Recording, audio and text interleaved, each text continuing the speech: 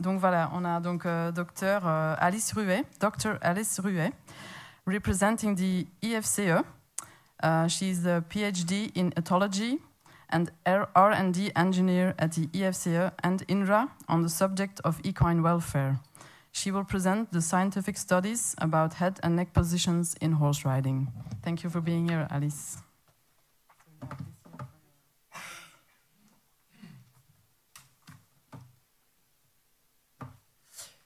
Okay, so hello everyone. Thank you for inviting me to this meeting to talk about head and neck positions in horse riding, and specifically what do scientists say about this.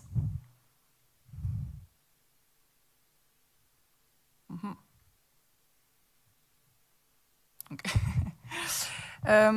I would like to start by showing you some observational data from the field.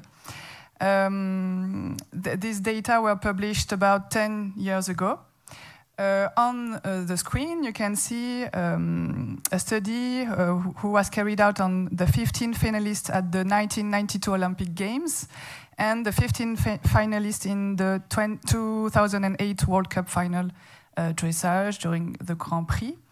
The head and neck position of these horses were recorded, and you can see that horses were holding their head on or in front of the vertical for less than 50% of the time. So these results show that the position of the head behind the vertical is actually commonly seen. And in addition, you can see that the likelihood of being behind the vertical increased over time because for specific gaits such as passage and piaffe, those horses' head during the dressage test seem to have evolved in recent years, and top-level dressage horses performed with the head behind the vertical in a greater number of gaits in 2008 compared to 20 years ago. This second study was carried out on more recent dressage events, because in this study, 171 horses were observed at 11 local, national, and international dressage events. These horses were observed during 3 minutes in the warm-up area and the first 3 minutes of the dressage test. And others, 355 horses were observed at 3 others local, national, and international dressage events, and these horses were also observed during the warm-up. The position of the head and neck were recorded according to 3 categories, and the horses had to spend at least 95% of the 3-minute interval in one of the categories to be classified. The 3 categories were nasal plane in front of the vertical, nasal plane slightly behind the vertical up to 10 degrees, and nasal plane more than 10 degrees behind the vertical. In addition, the conflict behavior of the horses were also recorded, such as tail swishing, mouth opening, teeth gritting, head bobbing, head nodding, and so on. The results showed that a nasal plane more than 10 degrees behind the vertical was observed in 69% of the horses during the warm-up. And an interesting point is that during the test, these percentages decreased. And in addition, the second result is that the further behind the vertical nasal plane is from the further behind the nasal plane is from the vertical, the higher the expression of conflict behaviors, and regardless of the dressage test level. So these results raise concern about the internal state of the horses. Even though one another study did not find a statistical relationship between the position of the head and neck and the expression of conflict behaviors, but the authors also hypothesized that horses may have become accustomed to the position they are currently ridden. So to summarize, these studies have enabled to characterize the head and neck positions visible during competitions, and they allowed it to raise questions about the potential impacts on the horse's internal state. So now, before showing you some results of experimental study, I just would like to take a brief detour on the research process, because when we talk about an experimental study, that's when scientists use a specific critical method to answer a precise and well-posed question. So in other words, scientists go beyond observing the real life, the field situation, and in order to gain a deeper understanding of a phenomenon. Regarding horse riding, different scientific disciplines have been working together for many years to answer a wide range of questions. For example, training methods, the effects of equipments, the horse-human relationship during horse riding, and so on. These all together are called equitation science, actually. And the topic of head and neck position and the potential impacts on horses' welfare is one of the current study, and scientists from many disciplines such as Éthologie, Physiologie, veterinary science, and so on have worked and are still working on it. So when you look at experimental studies on the head and neck position, we have just seen that some authors have characterized the head and neck position as a function of the position of the head or the nasal plane in relation to the vertical. And in experimental studies, different characterization of head and neck position have also been used, such as you have an example here from Weishops and colleagues. So the positions can be classified according to the position of the nasal plane in relation to the vertical. And in other studies with other scientists, they used different position by defining them such as roll-cure, hyperflexion for the position with the nasal plane behind the vertical, and regular pole flexion, natural flame, walking position, and so on for the position with the nasal plane in front of the vertical. So we have a lot of positions that are described in the experimental studies on this subject. So I'm not going to give you the results of all the studies because there are a lot, but I've chosen a few that have looked at different questions relating to head and neck position to give you an overview of what questions are currently addressed in science. A first question that is addressed is whether head and neck positions could influence stress on ridden horses. You have an example here of 15 dressage horses that were observed,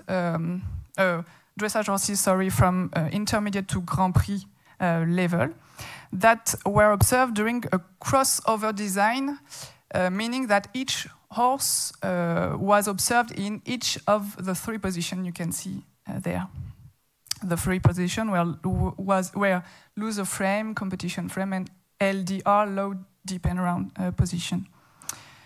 The horses were observed 10 minutes with their usual rider in each of the positions at walk, trot, canter, and several movements. And the results showed it that the results showed it a significant increase in rein tension in the competition frame and low, deep, and round position compared to loser frame, associated with higher cortisol concentration for the low, deep, and round position, and higher expression of conflict behavior, such as head tossing, mouth opening, teeth gritting, for the position of competition frame and low, deep, and round position. So the the authors concluded that the low dependent position may be more stressful during riding compared to a looser frame, even if the horses were accustomed to this position in their current walk. This study is interesting because it was conducted on more leisure horses. The design of the study was the same, meaning that each horses were observed during with two positions, a walking position and a hyperflexion position. The walking position was defined as nose line slightly before or on the perpendicular with the pole has the highest point, and the hyperflexion position was defined as a low position with a maximum of possible flexion of head, neck, and pole. And this study showed it that blood cortisol concentration, cortisol is a stress hormone actually, blood cortisol concentrations were higher for the hyperflexion position compared to the walking position. So the authors concluded that hyperflexion is related to higher stress physiological measures compared to walking positions in leisure horses. Actually, there is a lot of studies regarding the effects of head and neck position on behavioral and physiological indicator. And the results were mainly reproduced using different samples of horses of different sexes, ages, breeds, disciplines, whether the horses were accustomed or not to the posture, whether they were ridden or on the lunge. And the results showed it that in relation to the other positions, the positions called hyperflexion, low deep and round, and so on, are distinguished by an increase in behavioral and physiological indicators of a more negative internal state in horses. And the interesting point is that the indicators were observed after about 10 minutes of holding the positions. The minimum tested was 6 minutes and the maximum was 34 minutes. Another question that is addressed regarding the head and neck position is whether the head and neck position could influence the physiology of ridden horses. You have an example here of muscular physiology. So in this study, the electrical activities of the neck muscles were measured when horses were at walk, trot, and canter, and during 10 strides.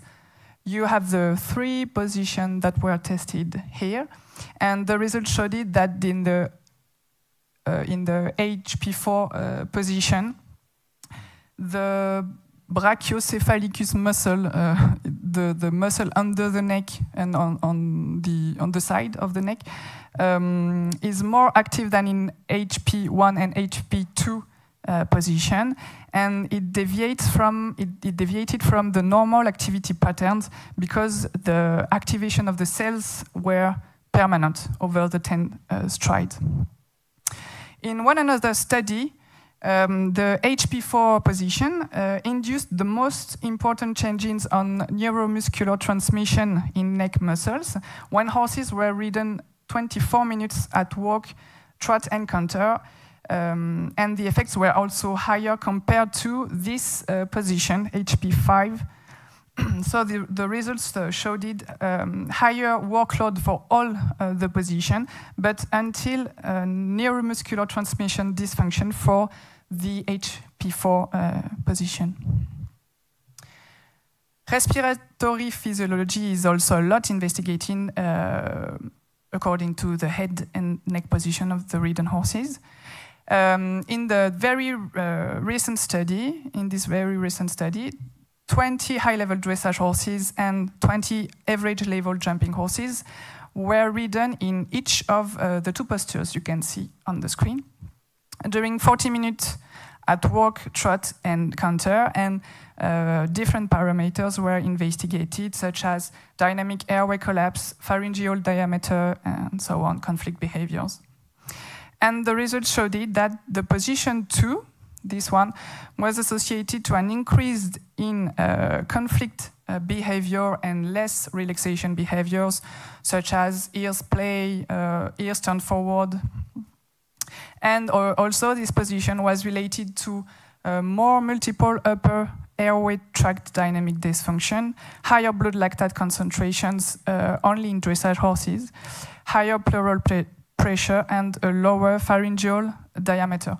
So the authors concluded that an increase of 15 degrees in riding pole flexion can have negative effects on the respiratory system and behavior of ridden horses. And this conclusion confirms previous results that were already obtained on other sample of horses.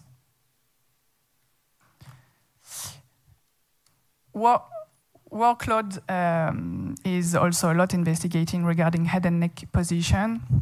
And you have an example here on physiological parameters such as lactate concentration. This study, for example, showed that the HP4 position was associated to an increase in overall workload compared to HP1 position. And these results were obtained after 6 minutes at trot and canter in leisure horses, actually. And finally, another example of question that is addressed with regard to head and neck positions concern the influence of head and neck position on the locomotion of ridden horses. I'm not at all a biomechanics specialist, so I'm not going to go into detail about any particular study, but the important thing to know is that there are still inconsistent results between studies regarding the effects of different head and neck position on the locomotion, because some of them showed that the flexion of head and neck can lead to an increased range of movement in the back and limbs, in stride duration, and a decrease in step length, but other studies did not. And all these studies showed that the rider plays a very large role on the locomotion of the ridden horses. So the results are still inconsistent, and they are not showing a particular positive effect of the flexion of the head and neck on the locomotion of ridden horses. To conclude, I would like to show you a position statement that was given by a group of scientists in the field of equitation science. This group is called International Society for Equitation Science, and you can find, if you are interested, this position paper at the address below. The group pointed out the different elements that can determine a head and neck position. These elements are on the screen. So the head and neck position is defined by the angle of the craniofacial profile, the degree of flexion of the mandible and the neck, the angle between the shoulder and the neck, and lateral displacements of the head in relation to the body, and lateral flexion of the neck. These elements, of course, have to be added to the conformation of the horse, the time taken to maintain a position, and the means of obtaining a particular position. But at the end of their position statement, the group of scientists defined a definition of what is hyperflexion or extremely flexed head and neck position. And they considered that a head and neck position to be hyperflexed or extremely flexed when cervical flexion or extension of the atlanto-occipital joint and cervical vertebrae compromises physiological function. So all degrees of neck flexion that result in a craniofacial profile behind the vertical. So to conclude, there is a lot of scientific study aiming to assess the effects of different head and neck position on behavior, physiology, health, locomotion of ridden horses, and collectively, a lot of them show that the very flexed head and neck position are detrimental for the horse's welfare. And now more studies are needed to a more intermediate head and neck position, and particularly on the long-term effects of this position on the horses. So thank you very much for your attention.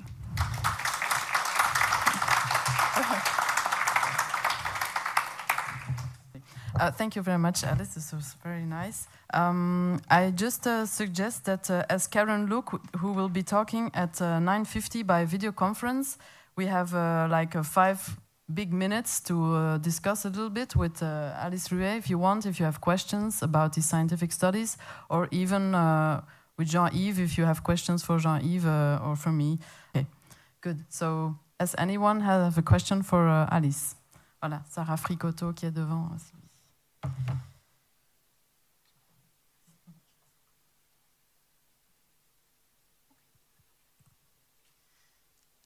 Do you know what are the position for the ISS with when they keep the same angles? Because on the last figure 3C, and they were falling into the low deep round, but what do they say about that?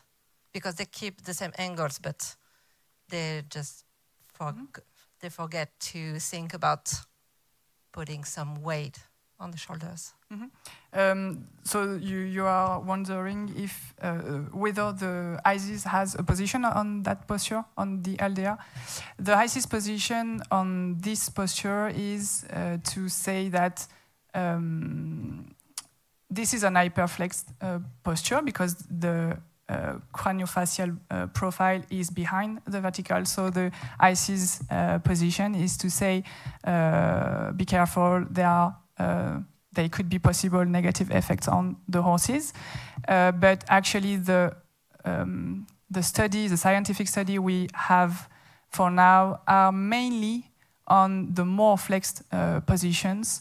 And ISIS recommended to make more studies on intermediate positions such this position.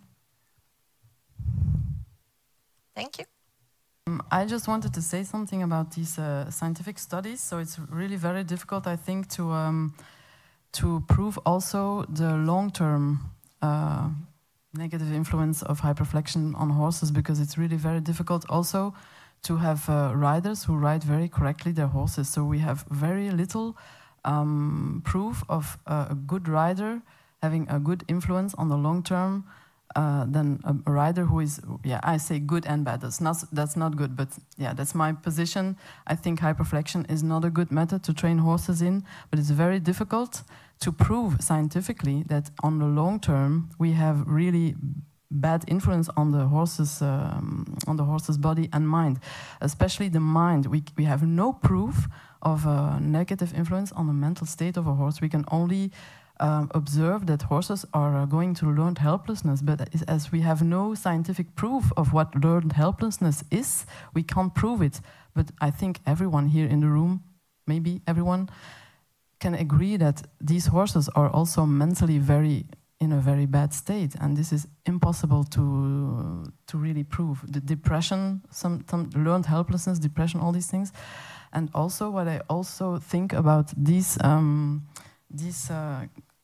specific study, who put this here? Who knew I was going to talk about this? This is called the competition frame. So we are comparing an already hyperflexed position with other hyperflexed positions. So I think that many of these studies are also underestimating the bad influence of hyperflexion, as we call it here, because the comparative situation is already a hyperflexion position. And so if we have bad results on this one, it would be worse even.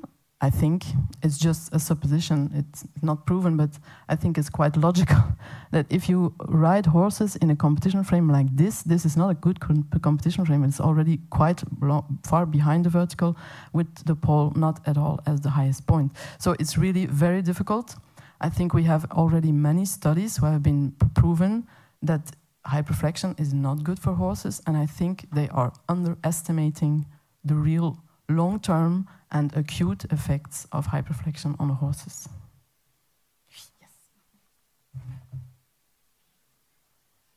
Yes, thank you. And I just would like to add something about the concept of animal welfare, because animal welfare is a chronic state, actually. This is not an acute state, and we know now in the scientific community that animal welfare is a result of the accumulation of the experience of the horses, the positive and the negatives, and there is a balance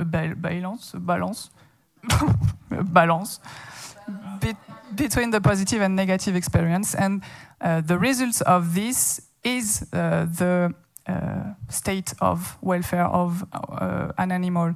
So if the horse is ridden in a position that induces a negative internal state every day, the results for his welfare state could be bad, actually, because it's a negative experience that is repeated over time.